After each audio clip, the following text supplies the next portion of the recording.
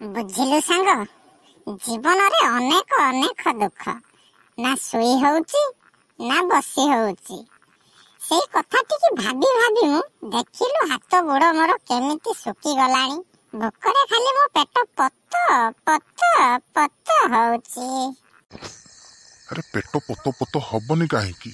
ନା ତୁ ବାପା ମା କଥା ମାନିଲୁ, ନା ତୁ ଖାଇବା ଖାଇଲୁ। ତୁ ମଦ ଗଞ୍ଜେଇ ଚୌରସ ସବୁ ଖାଇଲୁ।